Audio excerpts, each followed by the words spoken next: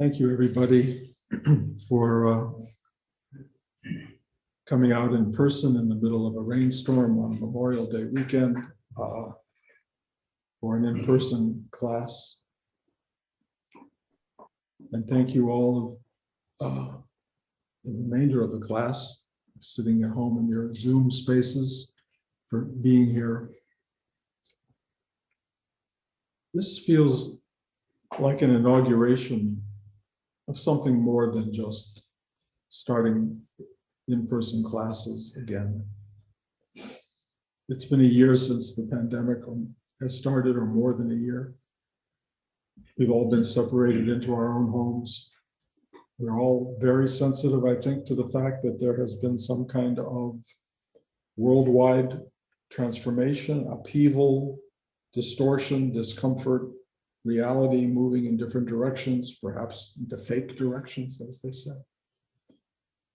And so we are at a kind of a momentary crossroads, perhaps. And I have been curious about what was happening to the world right now, because clearly everyone being affected by something larger than ourselves. And so I've asked some astrologer friends to just look into what's going on. And I'm not really, really big on astrology, although occasionally it helps clarify things. And one of the things a number of astrologers have said is that we are in a period that is fairly unique and representative of a time frame that has something to do, I think, with Pluto, although Pluto wasn't a planet back then that they knew about.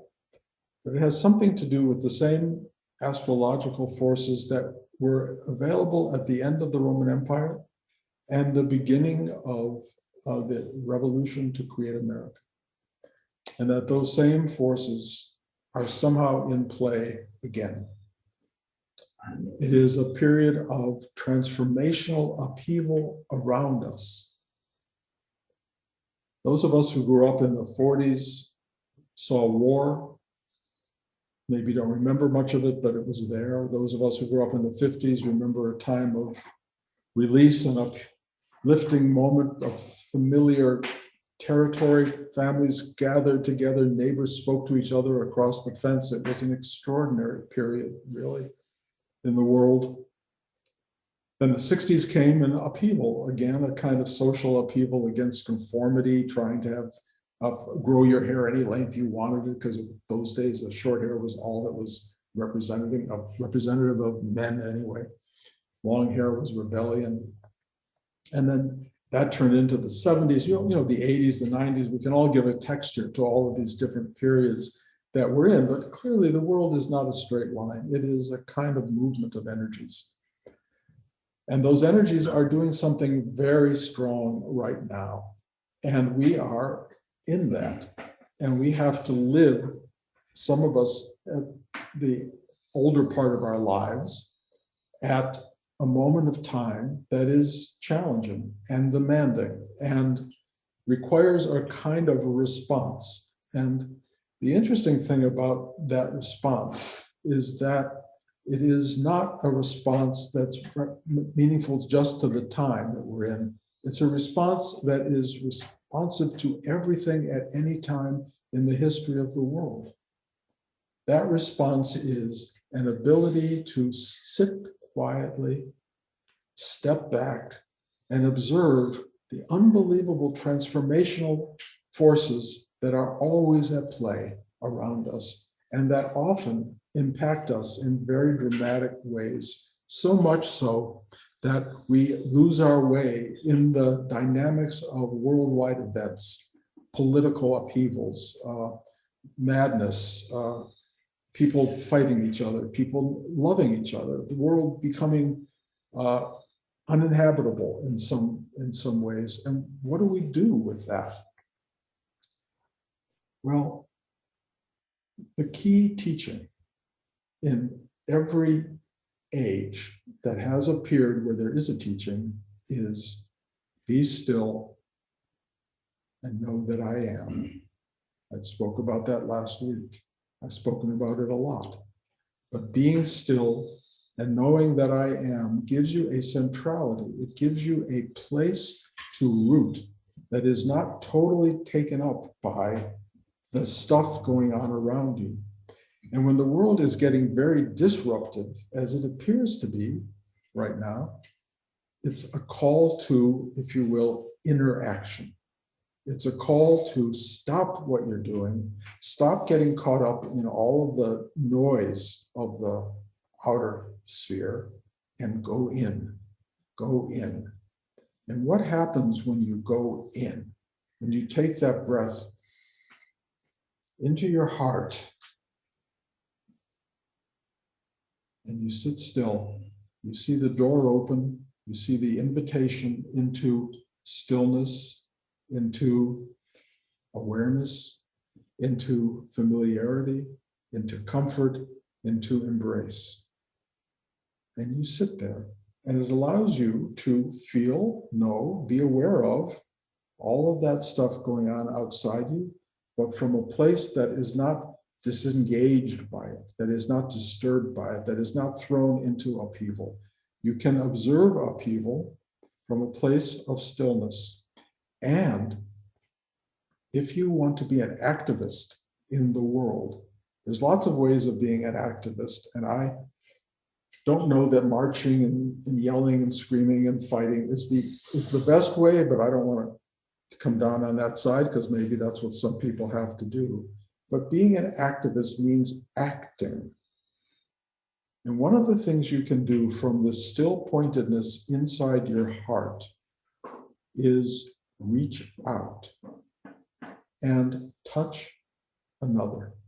Bring the still pointedness that you feel to another person. It's sometimes a literal act of touch, embrace, and sometimes you can't, especially in pandemics, do that. So how do you reach out to another when you can't literally touch them? And of course, the answer is feeling present with them. Be there with them.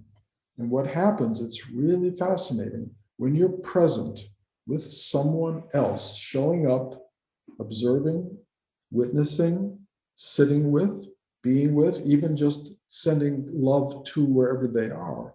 When you are present with someone, they start to feel that space that you're sitting in. That, you can call it comfort, acceptance, still pointedness. It just wafts out. And it envelops. It creates a place of perhaps momentary, perhaps longer than momentary, comfort for the other.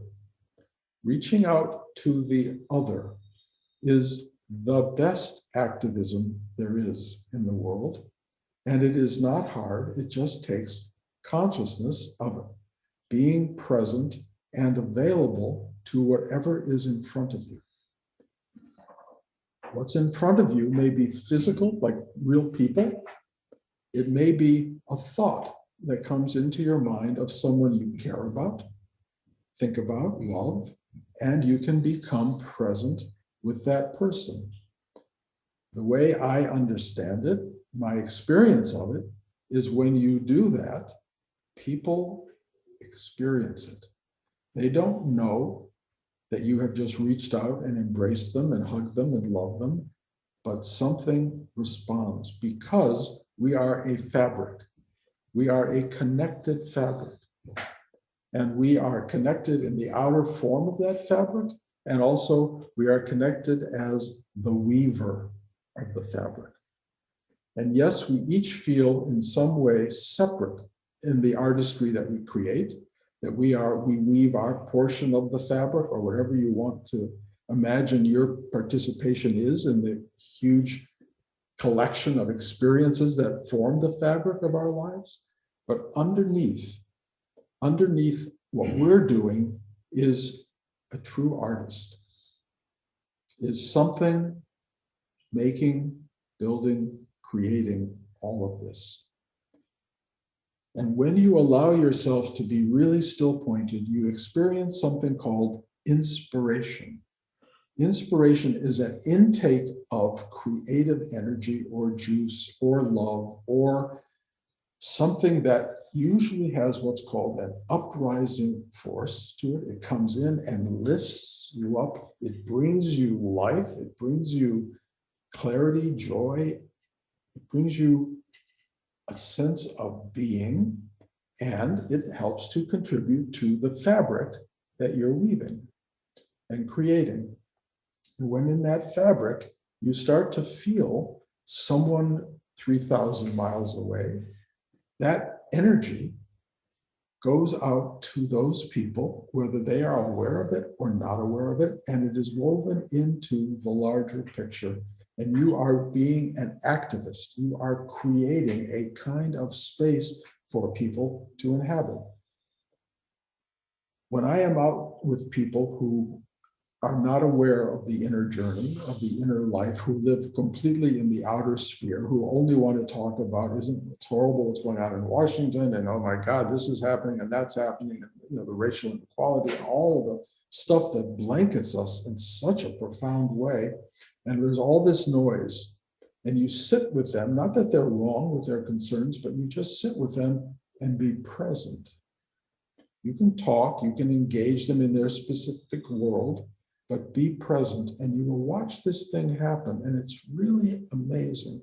It just slowly encompasses the arena that you're in, and you are inviting them into that still space in your heart, in that warm, comfortable fireplace space with your rocking chairs and your couches and your sunlight pouring in, or whatever it is that's working for you.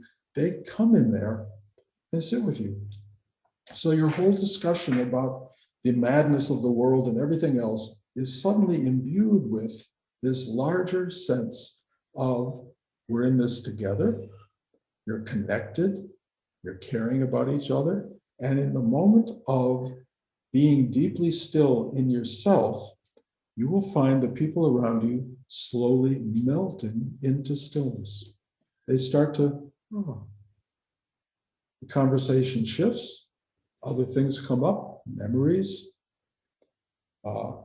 things they really feel, things they want to say. It's always fascinating to me. And I have this with a lot of people because I'm not always surrounded by people like you.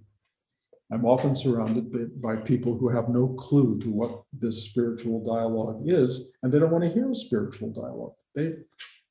No way. That's not of any interest to them. It's like new agey weird stuff. If I don't do that and I just am present, I can talk about the political world. I can talk about the stuff of life, if you will, from a place of stillness. And it starts to inform the dialogue, and you can hear it when it goes out, and you can watch when it comes back from them. And there is a kind of gentling of their experience and a widening of their perspective, because they experience this uplift that takes them out of their limited congestion. And they start to speak with some wisdom, some intelligence, some real caring about themselves and the world and you and others. And this gentility comes into the picture, and you have arrived at a moment of true goodness or true kindness. And in the scheme of things, and I've talked about this now a lot, week by week, kindness and goodness, as the Dalai Lama would say to us, is the epitome of a spiritual life. But arriving at that isn't just being kind and good like an activity. It's arriving at the source energy that is itself kind and good. It just arises. You don't have to do anything. In fact, you don't have to show up. All you have to do is be, which, interestingly enough, you already are doing. You're already being. Mostly what you need to do, if there's a need at all, is get out of the way. Stop being caught up in your own stuff. Relax, take your breath, go aso, be easy, go inside, feel the fire, feel the warmth, feel the comfort, sit there and watch your being do what it wants to do, which is quite naturally be a good person, be kind, reach out, call someone who needs you, say something to someone who needs to hear it, hug someone who's near you. It's really interesting. And as I've described, probably to the boredom of everybody here, just pay attention to the GPS system in your heart. And it will tell you what to do moment to moment to moment. You know, I mean, this is stupid stuff, but we had my grandchildren here for the weekend, and it was really exhausting. It was completely wonderful, but it was absolutely exhausting. They are just energy incarnate and moving and doing and leaving stuff everywhere. By the time we were ready to go to bed last night, Blanche and I were absolutely wiped out. The kids had gone home about 10 o'clock, but the place was a mess. And Blanche was still on the treadmill, and I just stopped doing that for the moment. And I went upstairs to start doing dishes, and I realized that the seltzer bottles had all been depleted by the grandchildren. They drank more seltzer than I've ever seen anybody drink. And I could have left them there. Blanche often will fill the seltzer bottles before she goes to bed. But the GPS system inside me said, why should you leave this for Blanche? Very simple. Why? And I had absolutely no answer. So I was exhausted. I want to go to bed, but I went, okay, fill them, spritz them, put them in the refrigerator. And it was like I did what I was told to do.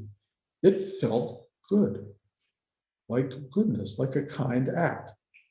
And I felt like this is activism in action.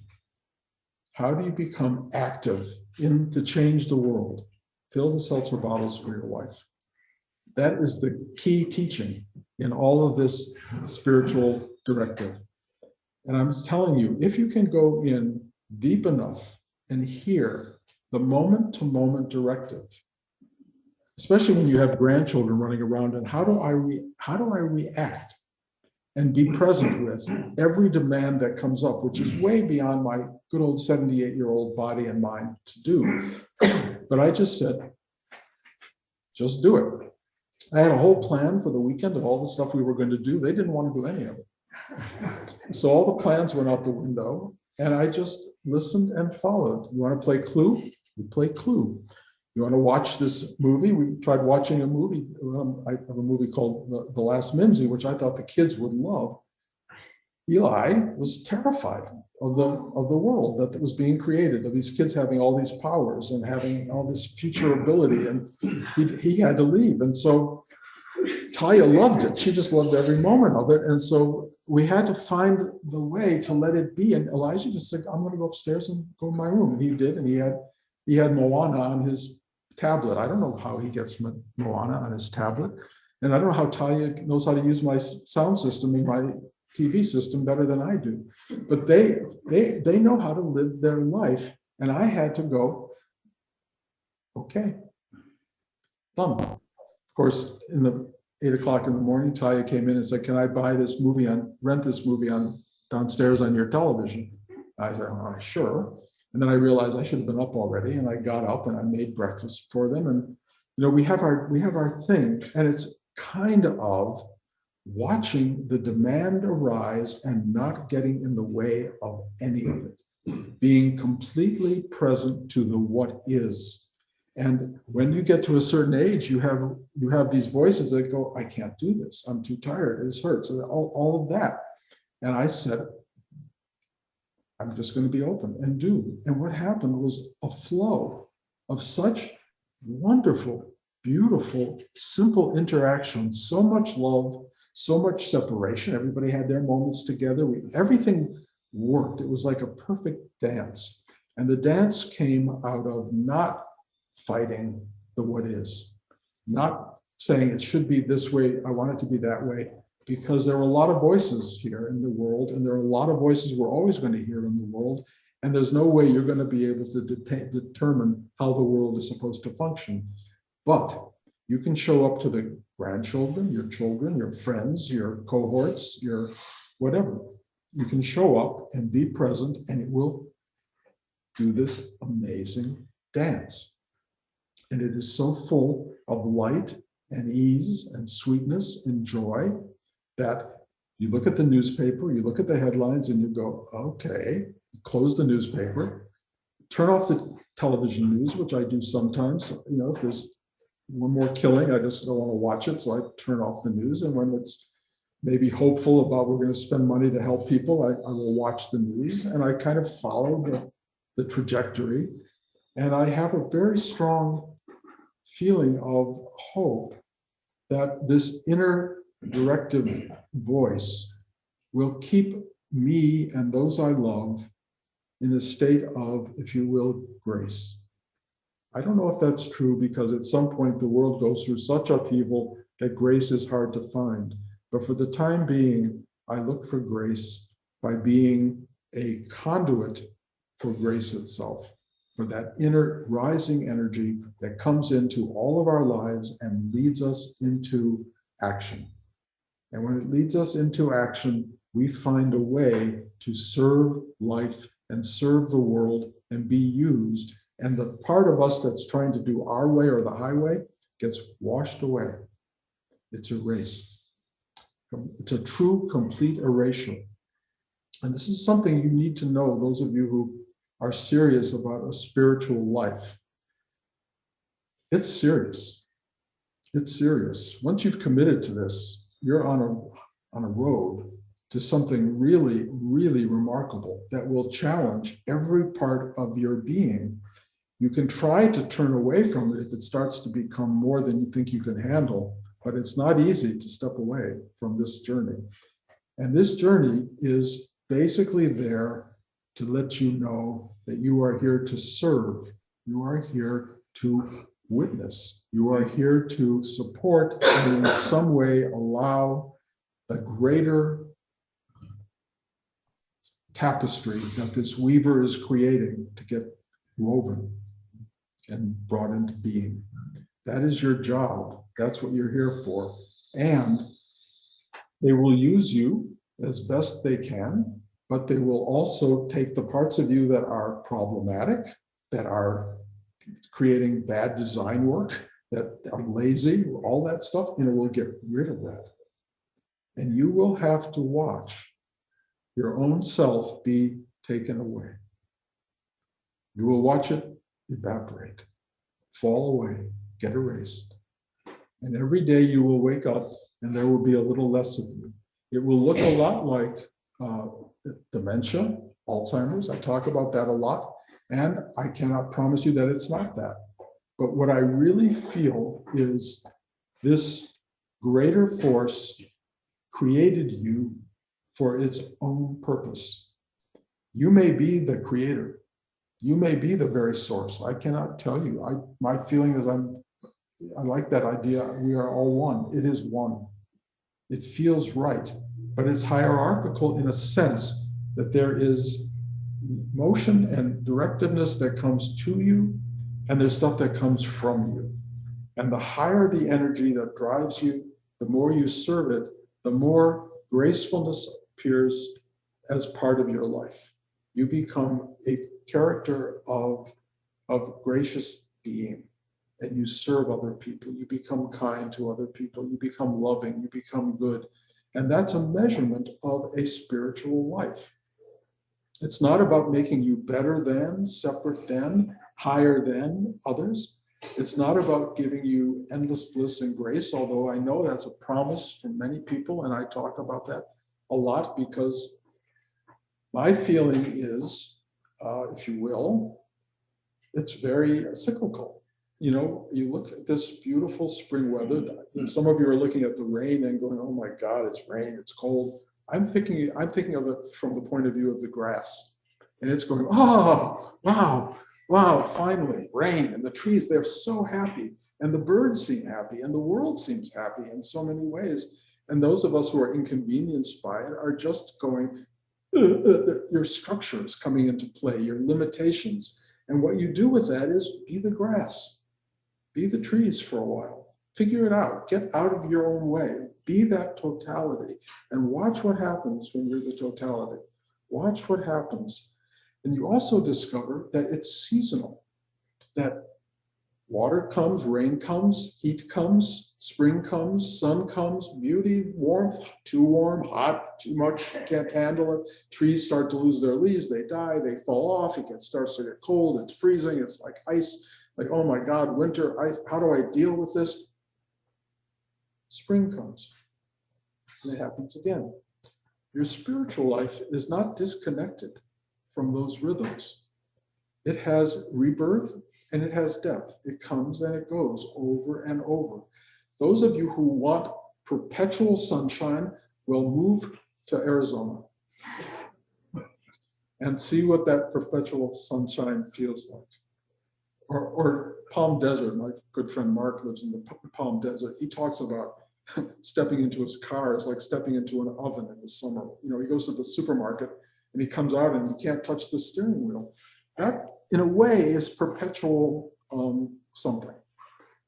Life has another form, and it's a kind of a transitional thing that goes from birth to death, sunrise, sunset. All of these things happen.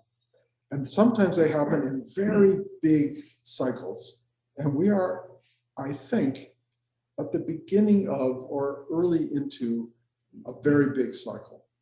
And those of us who are of a certain age are going to watch this cycle start to come in and maybe not live through it, probably not. And I don't think it's going to be fun. It's going to be very, in a way, wintry. It's going to be a lot of things falling away, a lot of discomfort, a lot of suffering going on in our country, in the world, all over. We're in the midst of something massive going on. What do we do about it? Well, like I said, activism. You can march on the streets and you can yell and you can burn down buildings and you can do all those things if that feels like for you the right thing to do. Or your activism can be kindness to the next person you see. And that is actually enough. It's enough. It may be more than most people can even do. It's much easier to go marching down the street, yelling and screaming and throwing bottles than it is to be nice to somebody. A lot of people go for the drama and the bigness, and they get rid of their anger and all of this stuff, which only builds more anger, only creates more drama, more tension, and a lifetime of suffering for some people. Do you need to go in that direction? Well, I mean, look, if it gets really too universal, yes, you may get drawn into something you don't want to get drawn into, but how do you do that? Stay still pointed, ask for help to surrender, hand yourself over to the what is of life. I'm alerting you that the what is of life might become more than you want, especially in the next few years. It might just be more than you want to witness, more than you want to live in, more than you want to go through. I get it, because I have that as part of myself as well. But what I do every day when that thing rises up in me and goes, I don't want that, I go, thy will be done. It's also. The world has never been other than this. Stuff arises and it falls away. Good stuff happens, bad stuff happens. It is always does. It is a dualistic universe that we live in.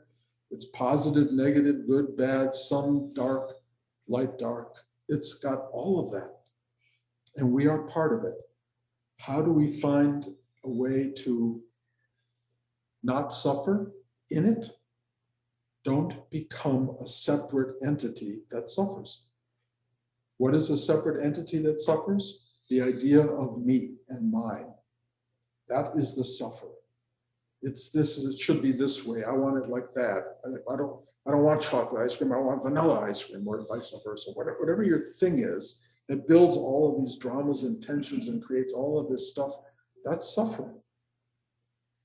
The spiritual journey is you take a breath, surrender, you ask for help to surrender, you let that go, you're grateful for a lick of strawberry ice cream, vanilla ice cream, chocolate ice cream, no ice cream, you're okay, you're okay. You take it as it comes. You learn to not react to the wanting and the not getting, or the getting and the not wanting, and all of these different things that tend to get in the way, you just go, also. Trust me, I know this looks like a big journey into enlightenment and awakening and transcendental knowing. What it really is a journey into being here right at this moment and going, but not just okay. It's really okay. It really is okay. Finding that spot in yourself is so important, and it is so possible. And it just takes this slow washing away of that separate reactive person, just not reacting, not reacting, not reacting. The truth is, and I've said this week after week, when you get to the outer shells, outer elements of the envelope of you, you're going to find stuff you didn't even remember that you react to that was there when you were 2 years old. And you got to let go of that too. You got to let go of the 4-year-old, the 5-year-old, all these things that were programmed into you early on. And when they come up, they're going to be big. They're scary. There's stuff in you that you haven't looked at or dealt with forever. And you can't let go of everything until you have seen it, until it arises and says itself to you, expresses itself. And then you go, okay, also, and you ask for help. Please help me to surrender. And it starts to dissipate, and you become freer and freer and freer, more liberated, bigger, grander in a way, more one with totality, the absolute. And there's very little of you left. And that little thing of you that's left will be there as long as you had a body. When that body starts to experience the end of life, it will become very dominant, very powerful. It will test everything that you've ever gone through in terms of letting go, because pain is so dynamic. But as Rudy liked to say, pain is God's love. It's kind of the last bastion of holding on to materialized form. It's the one thing that really works us. How do you let go of that which doesn't let go of you? How do you say yes to the thing that hurts? There's lots of moments to practice along the way. We have them, somebody, your boyfriend leaves you, your girlfriend says, I don't love you anymore. I mean, there's all these other things, that go on. They're all tests in a way. But the big one is when the pain starts to come. And as you know, I've talked about this, I'm certainly beginning to explore that universe. It's the most work I have ever done in my spiritual life. 50 years of sitting, and it's like, I get it. It was all practice. It was all getting me ready for now. This is the work. And when the world moves around you and it becomes the work, when the world falls apart or doesn't give you what you want, or looks like it's going to hell, or whatever it looks like, also, it will erase you down to nothing, which may in fact prove to be everything. But that's what we're doing here. That's what we're doing, every one of us. Right now, reactivity, action in the world may be necessary, but try to turn it into something simple, something loving, something giving, something good, something kind. Bring it to whoever is around you. You don't have to reach much further, but if you have the option and the opportunity, put it further out. Don't insist on it. Don't make your will known. Let it find itself, and let this basic love and kindness and goodness in you permeate everything around you, and you will be, in a sense, both the beneficiary of that and the source of it at the same time. So I know I am repeating myself week to week, and I am, as I say, week to week, willing to stop talking because it's a certain theme that gets expressed. But at the same time, it's really important to embody what's being said here, not just to hear it, to live it. That's what's necessary. You have to live this thing. And if you are not living it, then all these words mean nothing. If you are living it, you don't have to hear it anymore. So I hope you find your way in it. And I am, again, profoundly grateful to all of you for showing up. For those of you who are just tuning into this as a YouTube or whatever presentation, we're in a new room here because we're starting indoor classes again. I didn't explain that this new background is a photograph that I took of a rusting pot sitting outside our Los Angeles home for 20 years. And I looked in it one day and said, oh my God, that is beautiful. And I took a picture of it and then I blew it up. I mean, it gets big. And I blew it up to 5 by 7 feet, and it's a very strange image. But we're in a gallery space downstairs in the basement. We've never used this space before. It's becoming a new space because it's bigger and allows for more people and a little bit more social distancing in this new age we live in. But so those of you who don't recognize this, welcome to the new age. We are starting something new. Thank you for coming. Thank you for being here. Love you guys deeply. And we will be here at this room every other week, and I will send notices accordingly. Next week is the West Coast, and we'll be on Zoom again. Okay, and this is also Zoom and live, which proves it seemed fine today. I don't know how you guys related to it, but it seemed fine, and we'll keep at it. Thank you all.